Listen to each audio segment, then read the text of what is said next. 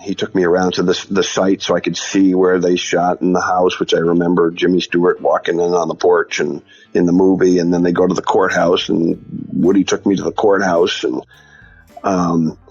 and so he made so much money from this that he quit his job as a Supreme Court judge and became a full-time writer and fishing bum, and started, living the life that he dreamed of.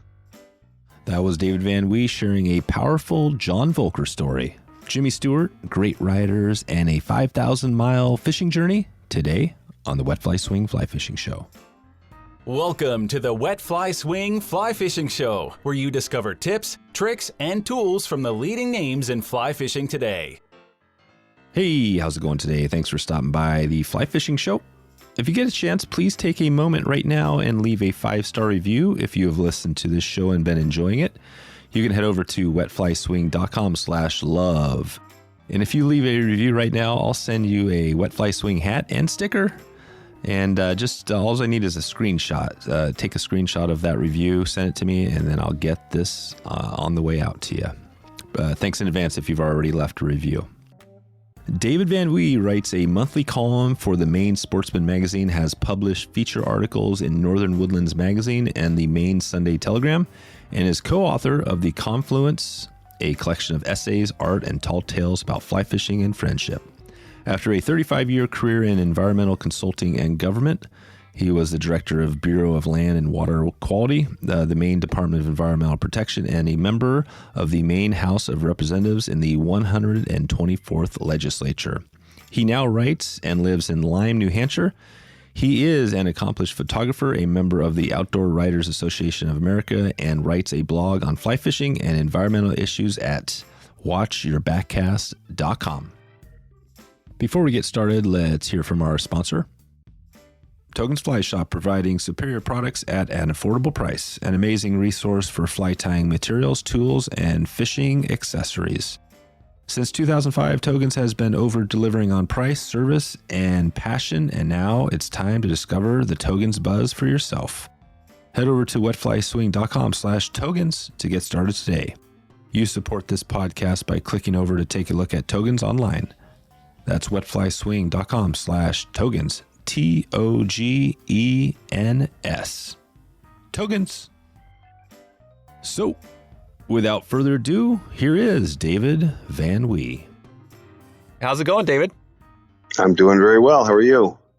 Good. Thanks for taking the time today to put this together. We're going to dig into a book that you wrote, I guess maybe it's been a couple years or so now. We're going to dig into that book and talk about this 5,000-mile journey. I recently had one of our listeners reach out, and that he mentioned you and the book, and he said, you should get David on the podcast. So that's part of the reason you're here. I know you've been on Orvis and some other shows as well, but before we dig into the book, talk about how you first got into fly fishing. Well, I was working out. I took a job out in Wyoming, working for the U.S. Forest Service on Shoshone National Forest, and had a friend out there who kind of helped me get situated, and he also was a fly fisherman, so he showed me how, and I went out and bought my first fly rod at the Western Auto in Cody, Wyoming. It was a telescoping combination fly rod, spinning rod, real beauty. But I started fly fishing out there and caught fish in the Shoshone River and in the Beartooths and in the Bighorns, and so that got me started. And then I moved back east a couple of years later and got married and moved to Maine, and really got into it with my friend Lou Zambello, who's also got me into writing. He's written several books on fly fishing, and he was working at LL Bean at the time, and he and I embarked on the we got to figure this out journey together. Took a fly tying class together, and so he and I still fish together regularly, and he's a registered Maine guide now, and and he wrote The Fly Fisher's Guide to New England, and he wrote a book called In Pursuit of Trophy Brook Trout.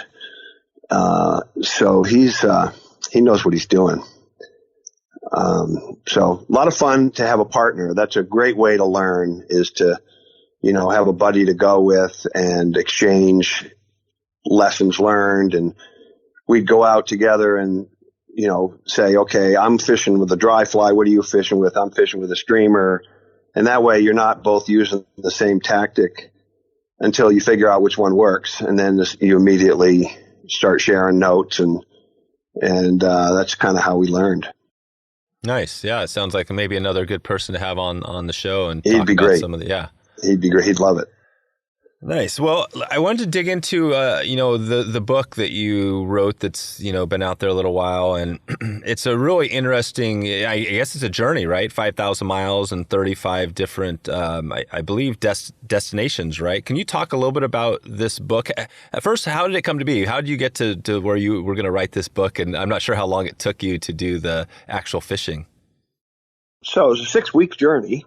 And the way it got started actually was my first book is called The Confluence, which I wrote with 6 college friends about our 30 years of fly fishing together up in northern New Hampshire.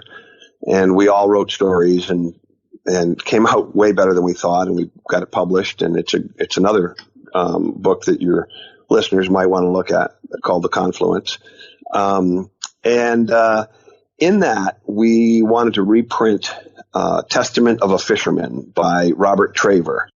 And Robert Traver is the pen name for John Voelker, who wrote Trout Madness and Trout Magic. He's also famous for writing Anatomy of a Murder, which became a bestseller and a movie with Jimmy Stewart and George C. Scott and Lee Remick and others. So he's sort of a beloved fly fishing writer, one of my favorites. And he wrote this Testament of a Fisherman, which is kind of like what I think of as the Lord's Prayer of fishing. It's it's not really in verse, but it's a paragraph long story about I fish because I love to, because I love the environs where trout are found, which are invariably beautiful, and hate the environs where crowds of people are found, which are invariably ugly. And it goes on. It's a great thing. You see it on the internet, and I have it on my wall. So we wanted to reprint that, and I had to get permission from the copyright owners, which turned out to be his daughter, Grace, and started emailing back and forth to her, and she wanted a copy of The Confluence, which I sent to her. And so we sort of became email pals, and we published Testament in The Confluence. And then she invited me to she said, come fish Uncle's. And Uncle's is what they call Frenchman's Pond, which is a famously secret pond that's in many of Robert Traver's stories. And he's very protective of his secret pond, as many fly fishers are. And he ends up building a camp there. And so it's kind of hallowed ground in the fly fishing writing community. And I was like, how do you turn down her father? He died in 1991. So, here I get to go to his camp and fish in his pond with her husband, or his son-in-law, Woody. And I was like, I got to do this. But it's on the Upper Peninsula of Michigan, and I was in Maine, and that's a long way away. Not an easy place to get to from anywhere, really. So I started thinking, how do I get there? And of course, the answer is you fish your way there and back. So I'm thinking about that, and I talked to my wife, and I started thinking about, well, if I was going to fish my way there and back, where would I go?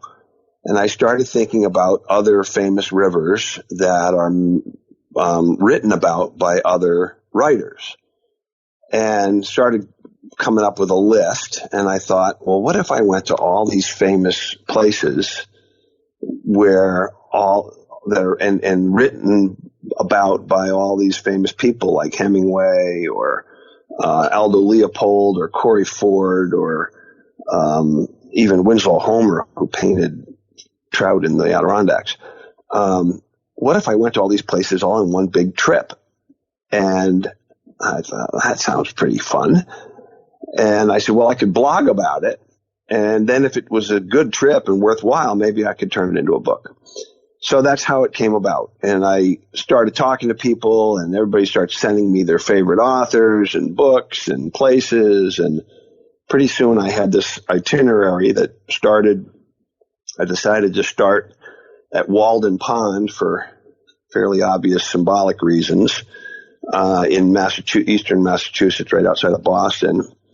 And I went across southern Vermont, New York, Pennsylvania, and then all the way out to Wisconsin. And I went around the Great Lakes up through Wisconsin to the upper peninsula, Michigan, and then came back across the UP down into lower Michigan, and then across to the Adirondacks and back through northern New England, Vermont, New Hampshire, and Maine. And I ended up in the Maine woods, where Thoreau also wrote about his excursions into the wild. And that was my idea. And I figured out a schedule. I started in mid-May in southern Massachusetts, and I finished in Maine at the end of June. I thought it was going to be 3,300 miles. That's how it mapped out on Google Maps. But turned out it was 5,500 miles when you build in all the back roads and detours and things like that. And it turned out it was a remarkable trip. And so I blogged about it when I went. Part of my challenge to myself was to try to write about it real time, and come up with a story as I went, a story each day or every other day as I went. I also do a lot of photography, so I took a lot of pictures, and so I did the blog, and then that was basically when I got done. I had the first draft of the book. And I started working on it, and I pitched it to several publishers, and Stackpole Books was interested. So I got a deal with Stackpole and had to rewrite the whole thing, and published it in the fall of 2019. So I did the trip in May and June of 2018, and I had the book out. Maybe it was 2017. I can't remember now. But it took me about 2 years to get the book out. So basically, it's been a few years since you did the I did the trip. Yep. What what was when you look back at it, what was the most? I mean, why was it so remarkable? What sticks out to you now looking back? Well, first of all, I was worried when I started out that I would have 6 weeks of people saying, wow, you should have been here last week. When the fishing was really good, because we're not catching anything today. And, 6 weeks later, I've been skunked everywhere. Or you run into rainstorms and floods and droughts. And so I just, I had no idea what I was getting myself into. Which was part of the fun and the challenge was, can you show up at a place, fish it, catch something, do something interesting, and then write about it, day after day. That was, and turned out, yes, it was amazing. I got friends of friends in different places. I couldn't hire guides everywhere. I only hired one guide for one day. We floated. A friend of mine wanted to meet me on the trip, and he insisted that we float the Delaware River on the New York Pennsylvania border. We ended up floating the East Branch of the Delaware, and he and I split a guide for the day in a drift boat and had a remarkable day. It's a chapter in the book called Bug Soup, because we hit perfect conditions. We had bugs hatching. We had spinner falls. We had brown trout rising everywhere. Caught more fish than we could count. Big fish like 16, 18, 19 inches. And just had a wonderful day. So the challenge, for me that was what was remarkable, was I went to these places and actually did pretty well. I didn't catch fish every day. I got my share of skunks. One of the people I was talking with was saying that, it's kind of remarkable that I admit how many times I got skunked for the day, in the book, but that's the way it is. And of course, the ultimate destination was the Upper Peninsula, to go visit with Grace and her husband Woody. And I was pretty nervous about that because I didn't really know them, and they invited me to stay in their home. And I got out there, and really they're remarkably nice people, and just hit it off and became like family. Stayed with them for several days, fished with Woody, had a great time visiting Frenchman's Pond and sitting in the same chair where Robert Traver or John Voelker drank bourbon out of an old tin cup, as he says in one of his stories. And I got to fondle his bamboo fly rod that's in another story. And so that was kind of a journey to Mecca. How did that feel when you're sitting there holding his cup and the fly rod and stuff? What was that like? It's just, you just have to laugh and go, I just can't believe I'm doing this, and I get out on the pond and I cast out there and I actually catch a fish, and I'm like, really, this is really happening. Right. So it was just, and it was nice to get to know him as a person. John Voelker, interesting story. He was an attorney. And when he wrote Anatomy of Murder, he was actually involved in this murder case. And then he became a Michigan Supreme Court judge, Chief Justice. And he started writing under a pen name because he wrote, one of the stories was about a case that he'd been involved in. And that was so successful, they actually shot the movie on location up in his home in Ispaming, which is where Woody and Gracie still live. And he took me around to the site so I could see where they shot in the house, which I remember Jimmy Stewart walking in on the porch and in the movie. And then they go to the courthouse, and Woody took me to the courthouse.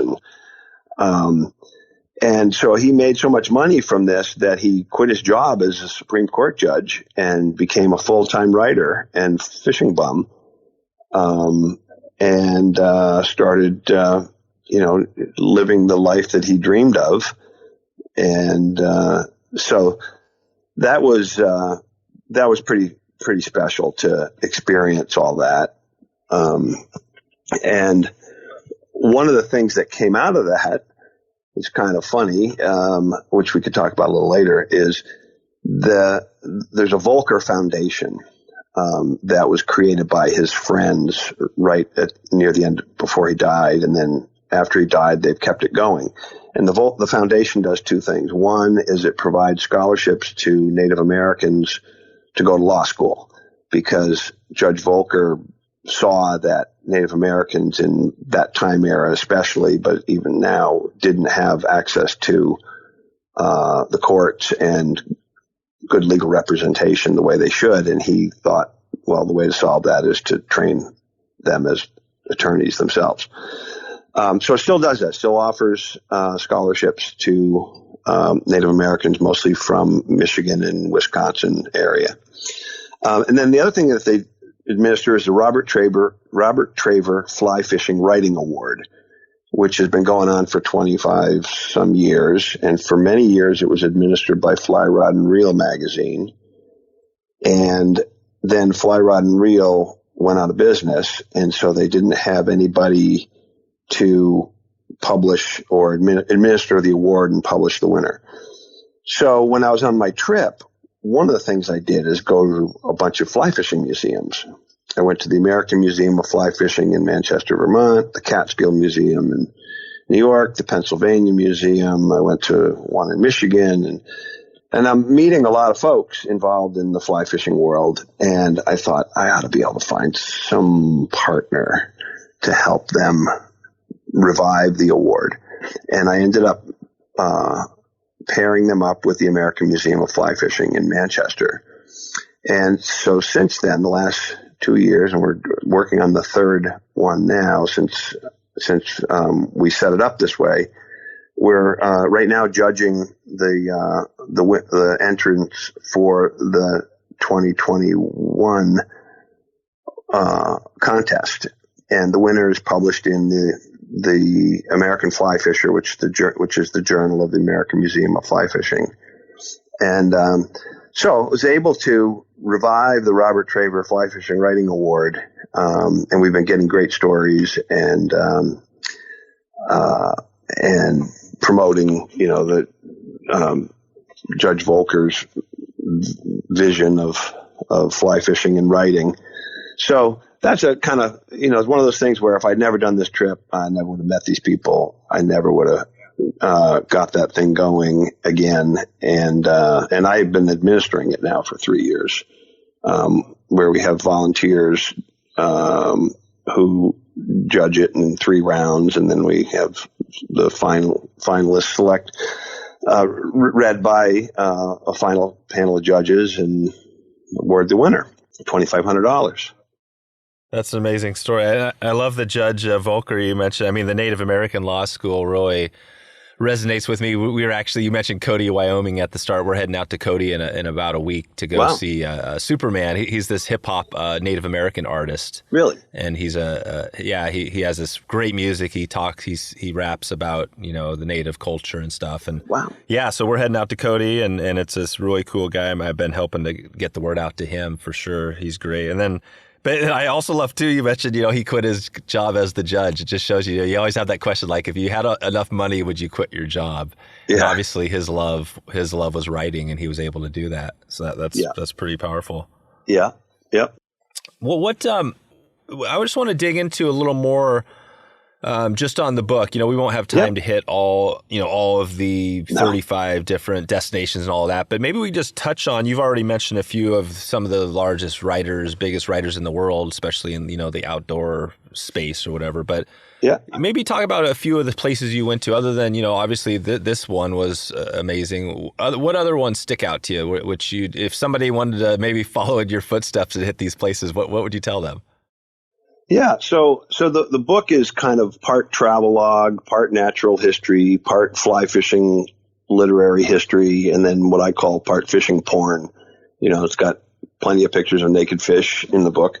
So I'll start at the beginning. I started at Walden Pond, and, I thought I'm going to be writing about writers, and my friend Lou Zambella, who I mentioned earlier, had fished in Walden Pond, and told me that it's actually great fishing. It's in suburban Boston. And I thought, well, that'd be kind of an interesting place to start. And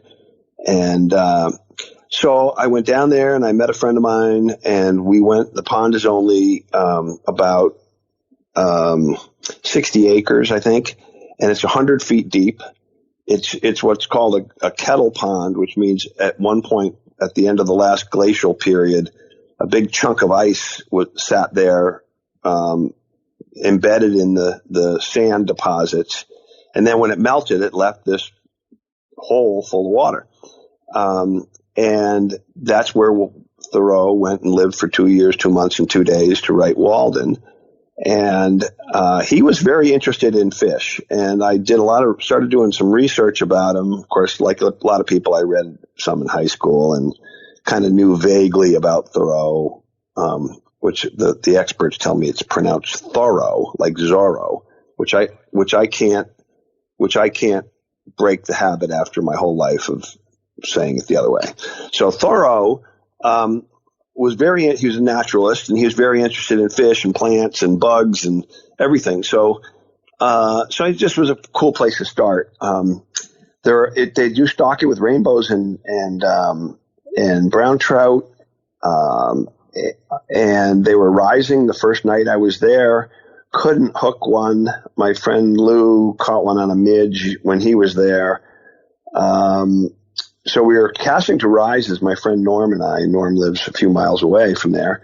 And didn't have any luck. Went back the next morning, and I was out there again casting trying to catch trout. And I saw some fish swimming in a shallow area, and I realized those are smallmouth bass nesting. So I had thought about this possibility, and I actually had a little frog popper in my vest, and I switched over to a frog popper. And the first fish I caught on the whole trip was a pretty good sized smallmouth bass. And then I caught another one in the pond, and never did catch a trout there, but was happy that I caught something in the first place I went. Thought that was a good start. And, it's kind of cool to get your mind into a trip like this with a start at Thoreau, who was famous for what he called excursions. He climbed Mount Katahdin, he would go to Cape Cod, he would go climb Mount Greylock in Western Mass. So he was known for doing these, he said, you need to travel enough to to give your intellect an airing. So that was kind of the theme for my trip, was I'm going to go air my intellect. So I did Walden. Then I went next to the Battenkill in Vermont, which is where Orvis is located, on the banks of the Battenkill. And I had gotten in touch with the folks at Orvis, and I had Pete Kutzer, who's the guy who's in a lot of the Orvis how-to fly fishing videos. He was my guide for the day on the Battenkill. And we, unfortunately, it had poured rain the night before, so the river was up and a little milky. And I didn't have a lot of luck, but I did have one hookup with a pretty big brown trout that I lost on about the third shake. And that was my one shot in the Battenkill. Is there a writer associated with the Battenkill? Yeah, there are a number. So John Merwin wrote a book about the Battenkill, and he actually was one of the first editors of Fly Rod and Reel magazine. So that's kind of he has a connection to the museum. And of course, Orvis, my idea of Storied Waters isn't just books. It's really sort of, what are the fabled rivers in fly fishing history, and also visual storytelling, because Norman Rockwell lived near the Battenkill, and he didn't paint it much, but he actually fly fished. He was friends with a guy named John Atherton, who wrote a book called The Fly and the Fish. And he Lee Wolf lived there, the guy who created the Wolf dry fly pattern, who was married to Joan Wolf. And so he lived there, and a number of other writers I can't forget Margot Page, who wrote a beautiful book called Little Rivers. I'm going to find the title. I've got it right here. Make sure I got it. But she's in my book.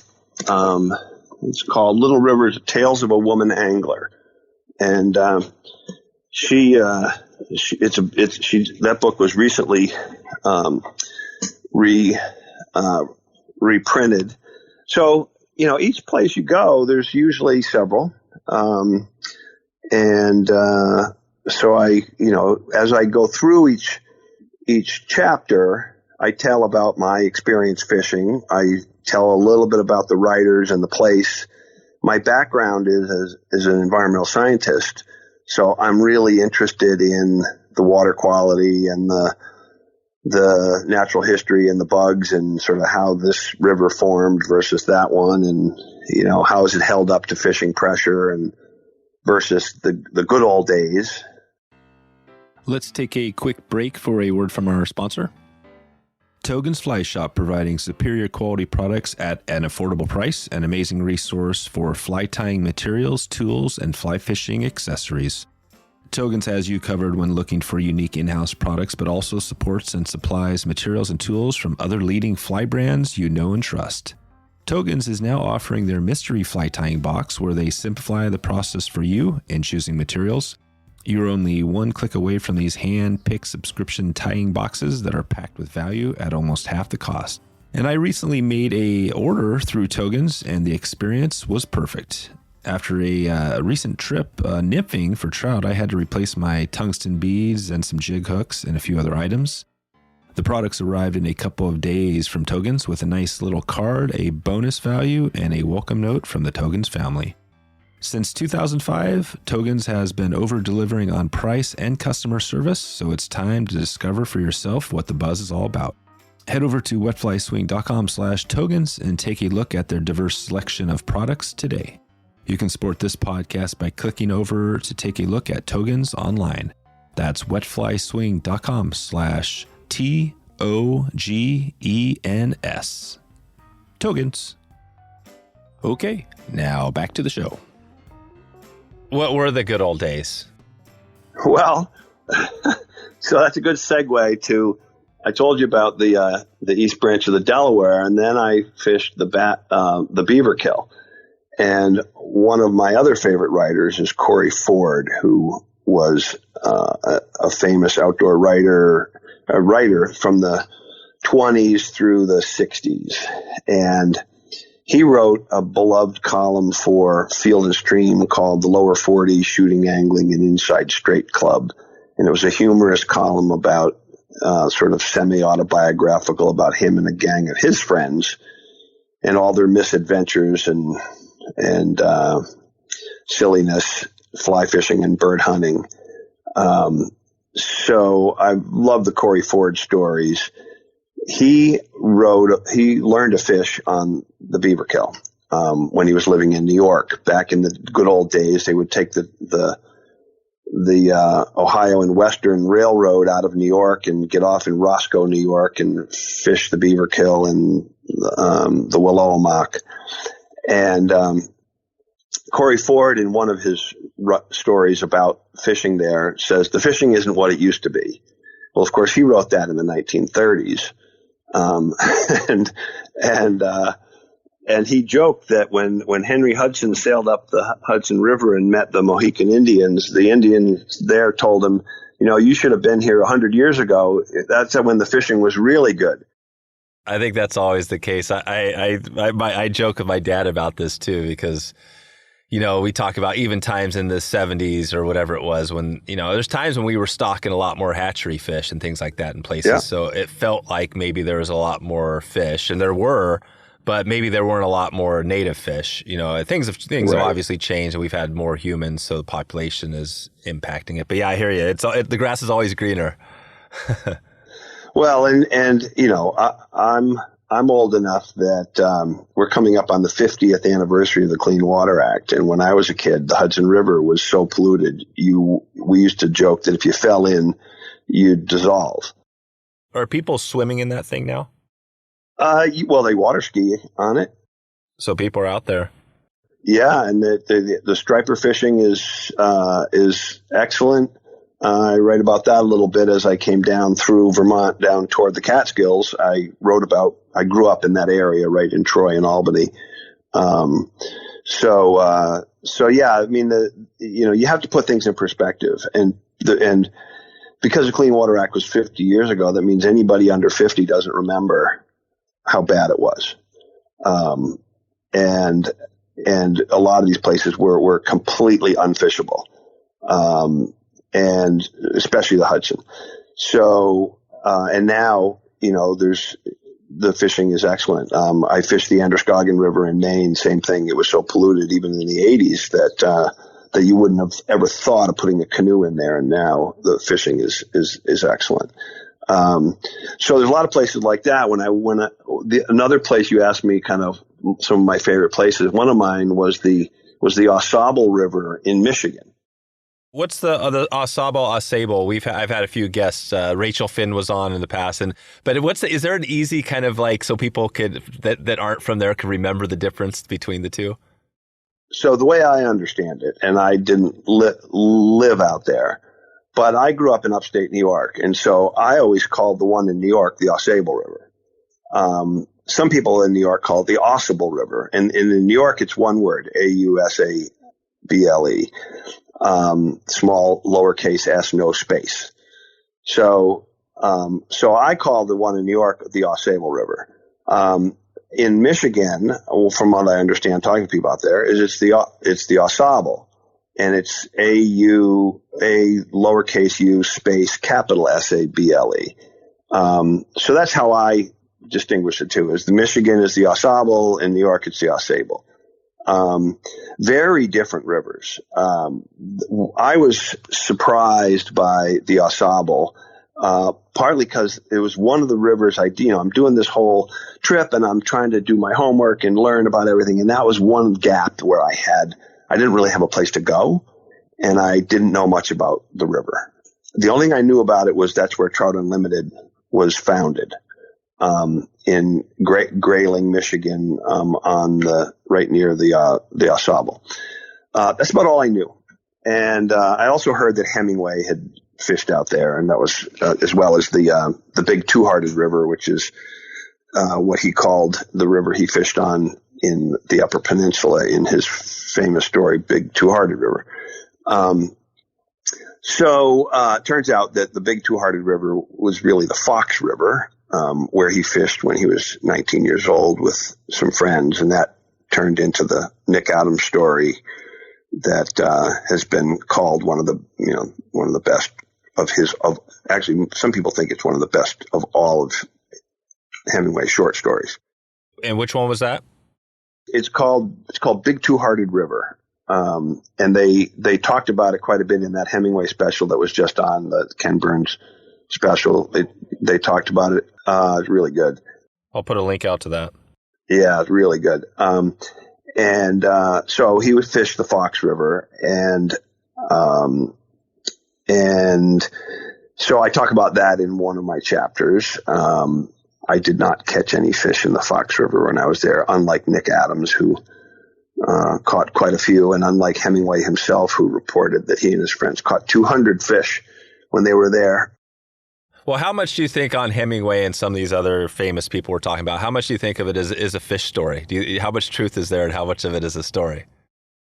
Well, with Hemingway, he was an avid fly fisher for many years. And then, of course, he went to the Salt and lived in Key West and fished down there. But when he grew up in Upper Michigan, going to in the Petoskey area with his family, and before he went, I think he was, like I said, he was 18 or 19. He and some friends went up and they took the train up and fished the Fox River. And so that's actually in his biography, where it's pretty well documented. And then he turned that into, then he went to Italy in World War I, where he was wounded. And he turned that, one of his first stories was this, a number of stories that took place in Michigan, including Big Two-Hearted River.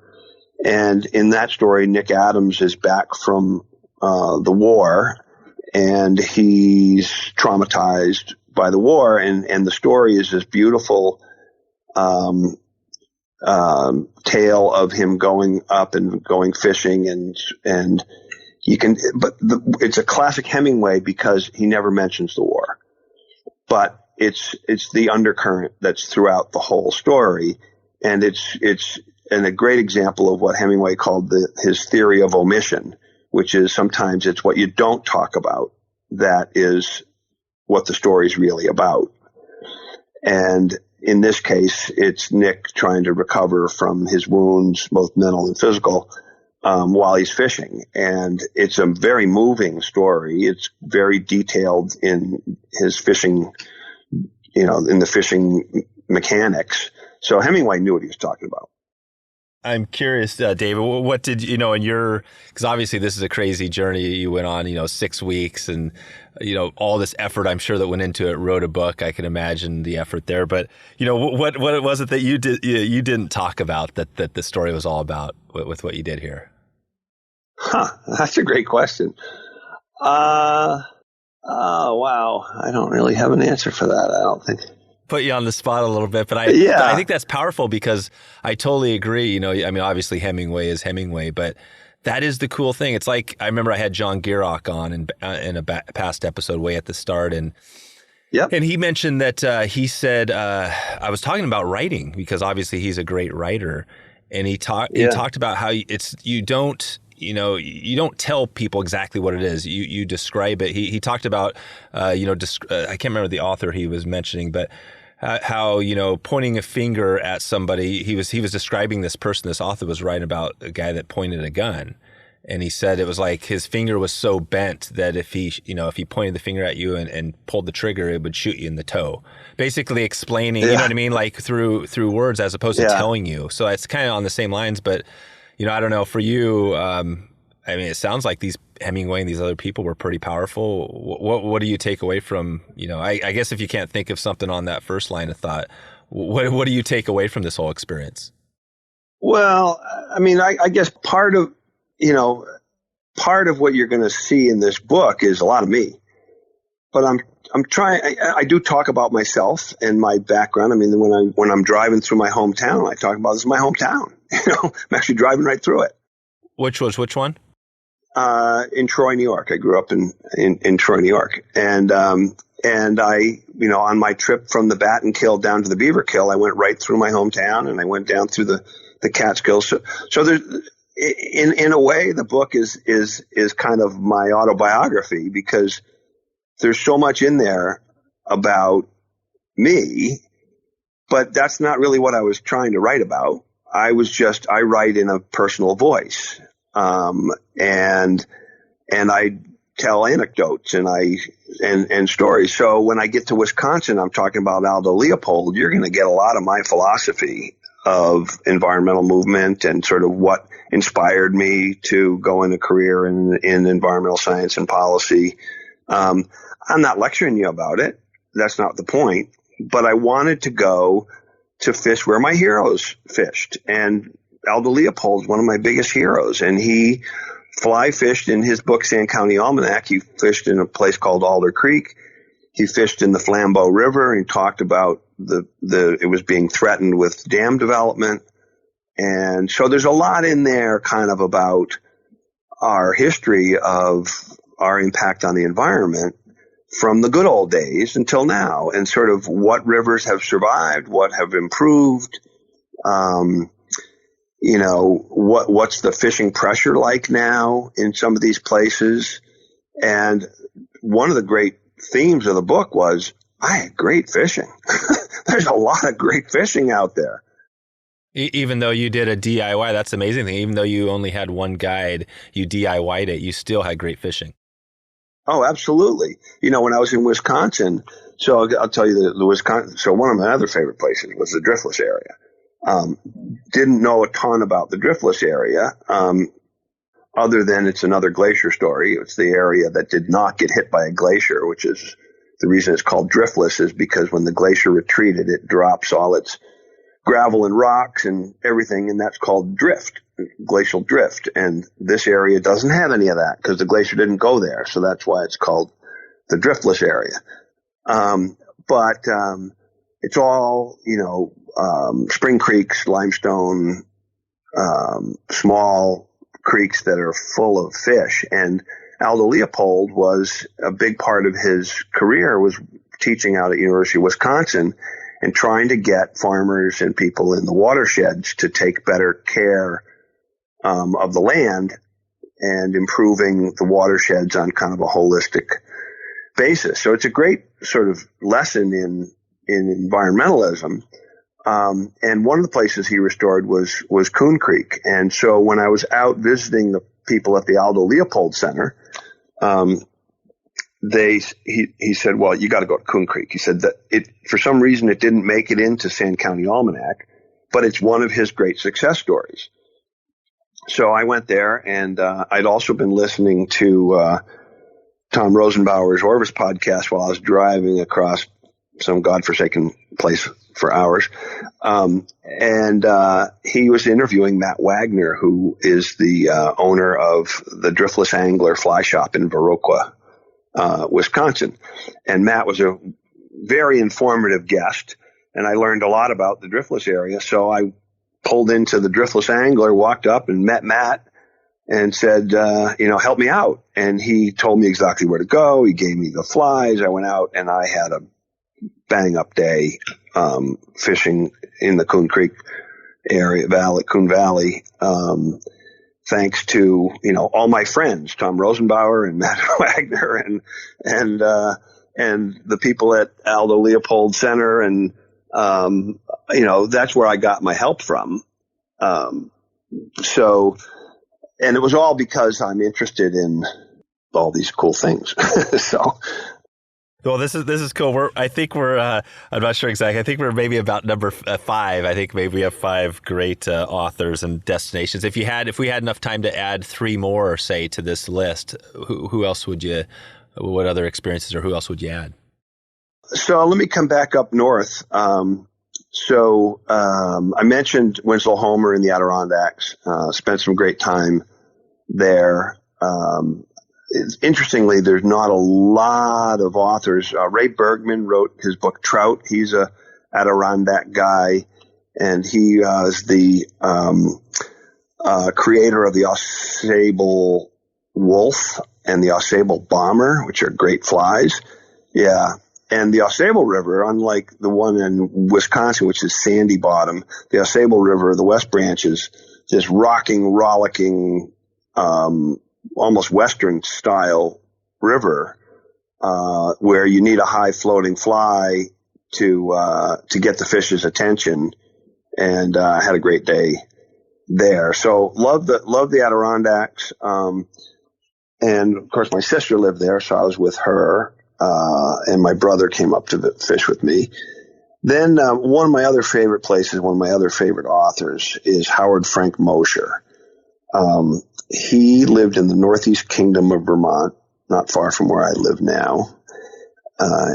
And he wrote, novels about, the disappearing rural Vermont lifestyle and landscape. And he was a avid fly fisher. And so he builds fly fishing into all of his stories. And I love his novels. He's kind of pegged as a regional writer, but he's no more regional than John Steinbeck or others. He just happens to be in the Northeast Kingdom, which is not really, the epicenter of American culture. So his books were up there. Well, unfortunately, he reviewed the Confluence for us, and I sort of had a little exchange going with him, and I wanted to fish with him and learn. His river, called the Kingdom River, is a combination of about 4 different real rivers that he melds into the fictional Kingdom River. And I really wanted to talk to him about sort of his writing process. But unfortunately, he passed away just before my trip. And so I wasn't able to meet with him. But I did fish with a friend of his and was able to fish up there. And if I can recommend any writers for people out there, look up Howard Frank Mosher and dig into some of his stories. I love his stories. And then, of course, I wrapped up in Maine. I went to the Rapid River, where I stayed in a place that was formerly the home of Louise Dickinson Rich, who wrote a book called We Took to the Woods. And that was in the 1930s. She wrote about living in this remote, of course, this is like during World War II. They're up in the middle of nowhere, and she was a very interested fly fisher and fly tyer.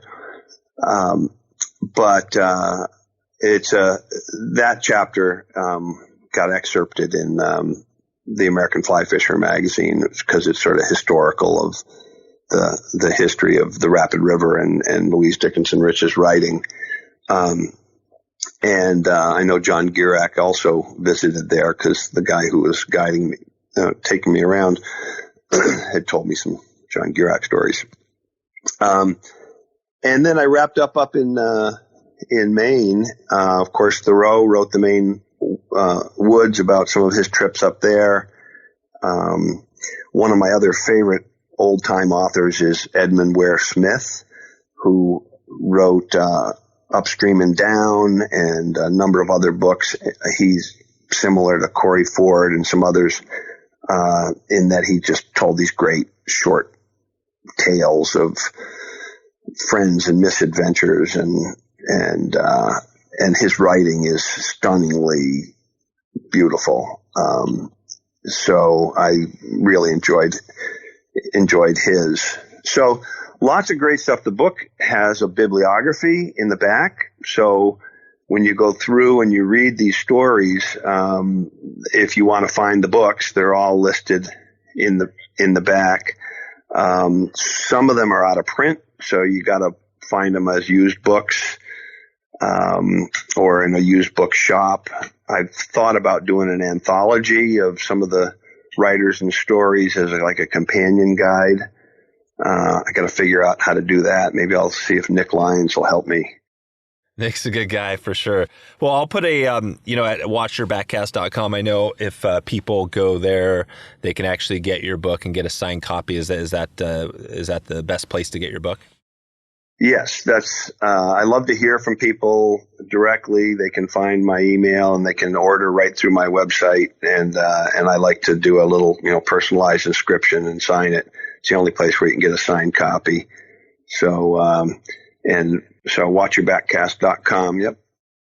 Well, before we get out of here, I just had a couple of questions to take us out of here. And, one of them, this is kind of, broad, but, on the trip, was there one big surprise? I mean, what surprised you most about this 6-week journey and everything you did? Is there one thing, that sticks out there? I'm not a real people person, but I just found that the trip was as much about the people that I met and spent time with, that really helped me along the way. Made some very great contacts. As I mentioned, I've become very good friends with Woody and Gracie and the whole Voelker clan. So that kind of thing, everywhere I went, people were more than happy to tell me their fishing secrets, and I tried to not give away the favorite spot or the favorite fly. There is, my publisher wanted me to put, by the way, I have some how-to sidebars throughout the book that talk at each spot about kind of, a tip that I learned, or, where to go, or what type of flies, that kind of thing. So that was, I think that was really the most surprising part. And then also just that the conditions followed me around, and I had just great fishing. I fished, I think, 38 out of 43 days. I did a rough calculation. I don't keep real close track of everything, but I probably had a batting average of around 700 for whether you do it by day or by stop or by location, which I think is probably not bad for somebody who's fishing someplace for the first time. I caught well north of 200 fish in that time frame. What was how do you know you're not a people person? Oh, I don't know. I just, I like to go. I like the solitude. Thoreau talks about it. So does Robert Traver. He says, only fly fishing in fly fishing can I find solitude without loneliness. And so I like to be by myself when I'm fishing, but you can't do that everywhere. And so it turned out the trip was a wonderful mixture of meeting new people, fishing with them, establishing a relationship based on a shared, kind of passion, and then going on to the next one. So that was, and many of them I've stayed in touch with, and so it was a great journey from that perspective. What's the American Museum of Fly Fishing? I haven't been there, but it's I'd love to hear more about that. Maybe describe that place a little bit? Is that probably the best place if you want to see some of this historical stuff? Actually, all the museums I went to were really interesting. So the American Museum is in Manchester. It's right down the street from Orvis. It was founded based on some of the artifacts that from the early Orvis days. Charles Orvis founded the company in, I think, 1856. And his daughter, Mary Marvis Orvis, prepared an exhibition for the World's Fair in Chicago of fishing flies that she had selected based on correspondence with anglers all over the U.S. who were buying Orvis flies. And so she, based on these letters and relationships, this is back in the 1800s, of course, she collected up all these flies and made these panels with the different flies.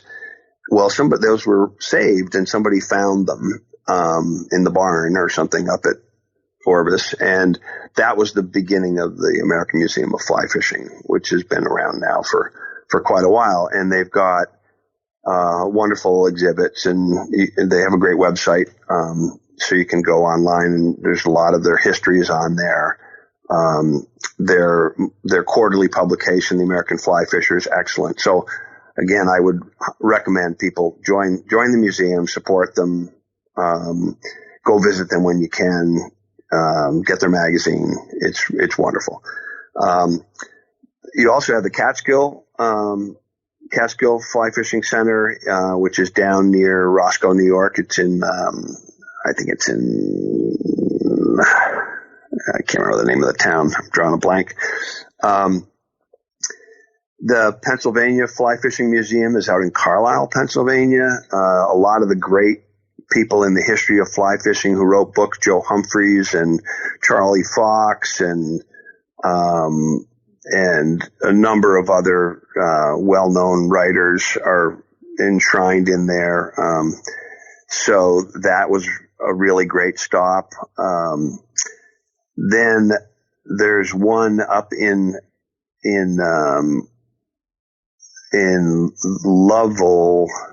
Lovell's Museum up near in the AuSable, right near Grayling, which has the shrine to the start of Trout Unlimited. That's a really cool place to go.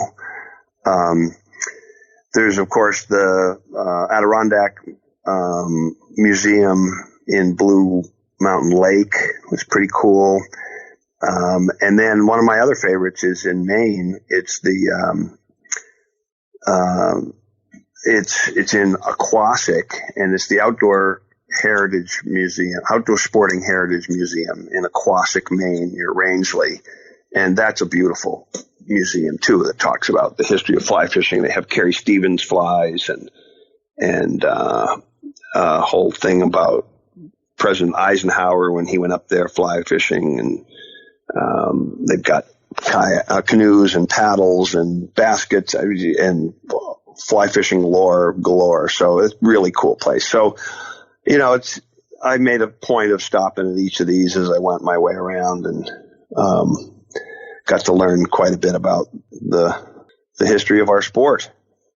Yeah, that is, I mean, there's so much here, obviously we can't dig into it all, but I think we highlighted a few, almost 10 places and some writers and, some great resources so people can follow up. For you, what do you have next in the next year? Anything you want to, I'm not sure if you've got I know you joked about with Tom about a Western trip, but anything new coming up with your writing or fly fishing?